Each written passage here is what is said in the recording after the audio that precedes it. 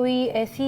غذا جو دماغ کی خوراک ہے، ہر کوئی کھا سکتا ہے، دماغ اس سے بڑا تیز ایکٹیو بھاگے گا دوڑے گا؟ بالکل، میں یہ عرض کر دوں کہ ہماری طب کی یہ بتاتی ہے کہ آپ کے جتنے بھی آرگنز ہیں، اور خاص طور پر جو کوئی بھی آرگن ہو، چاہے وہ لیور ہے، کڈنی ہے، برین ہے، اس میں 4 طرح کے ٹیشوز پائے جاتے ہیں، اور ایک وقت میں ایک طرح کے ٹیشوز اس میں جو ہے وہ انفلیمڈ ہو جاتے ہیں۔ بیسیکلی ایسی بیماری نہیں جو چھوت سے ایک سے دوسرے کو لگ جائے، یہ انفلیمیٹری پرابلمز ہیں، اور دیکھتے ہیں کہ اگر کسی بچے یا بڑے کے نرو سیلز جو ہیں وہ انفلیمیشن آ گئی ہے تو اس کی وجہ سے دماغ کمزور ہو گیا، تو ہم اس کے لیے کیا دوا دے دیتے ہیں، کیا ایسی غذا دیں کہ وہ بچوں کے یا بڑوں کے وہ جو علامات ہیں وہ بھی ٹھیک ہو جائیں، ساتھ ان کی یادداشت بھی بہت بہتر ہو جائے۔ تو اس کے لیے طب میں سب سے بہترین ایک جو دوا دی گئی ہے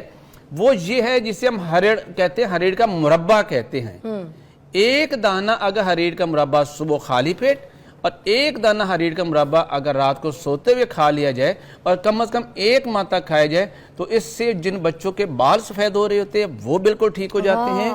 جن کا ویٹ بہت زیادہ بڑا ہوتا ہے وہ ٹھیک ہو جاتا ہے، اور ان کی یادداشت بہت بہتر ہو جاتی ہے، اب وہ یاد کرتے ہیں، ان کو بھولتا نہیں ہے۔ سر یہ صرف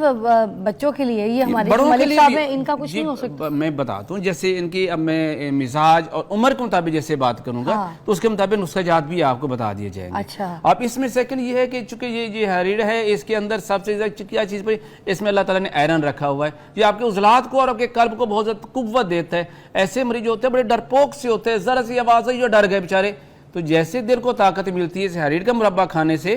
وہ بالکل ٹھیک ہو جاتے ہیں۔ کچھ لوگ ناٹک بھی کرتے ہیں، ان کا پتہ کوئی نہیں چلتا، پھر ان کو بھی یہی کھلائیں؟ نہیں، ایسا نہیں ہوتا۔ ایک معالج جو ہے اس کو بڑا اپنے پر کانفیڈنس ہوتے اپنے تشخیص کے اوپر، وہ اس کی نبض دیکھے گا، اس کا چہرہ دیکھے گا، اس کی زبان کو دیکھے گا، اس کی CBC کی رپورٹ کو دیکھے گا، اسے کنفرم ہو جائے گا کہ اس مریض کا کیا مزاج ہے اور اس کو میں نے کون سی دوا دینی ہے۔ ایک ہی دوا سب مریضوں کے لیے ٹھیک نہیں ہو سکتی، سب کا برین ٹونک نہیں ہو سکتا۔ یہ ان کے لیے ہے جن کے نرو سیلز جو ہیں وہ انفلیمڈ ہو چکے ہیں، نروز کے اندر ویکنس آ گئی ہے، یعنی پروٹین پلاک بننے کی وجہ سے آ گئی ہے، بلغم کی زیادتی کی وجہ سے آ گئی ہے، پروٹین کی ڈیفیشنسی سے آگے، تو آپ کے لیے بہترین ہے۔ اگر اس کو آملہ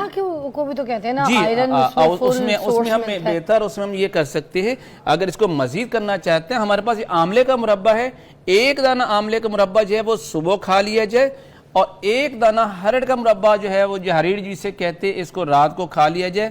تو اس سے یقینی طور پر یہ جو علامات میں نے آپ کو بتائی ہے جن کی وجہ سے دماغی کمزوری ہو رہی، یعنی پروٹین ڈیفیشنسی کی وجہ سے، تو ایسے لوگ جو ہوتے ہیں پھر ان کا دماغ کی یادداشت بہت ہی بہتر ہو جاتی ہے۔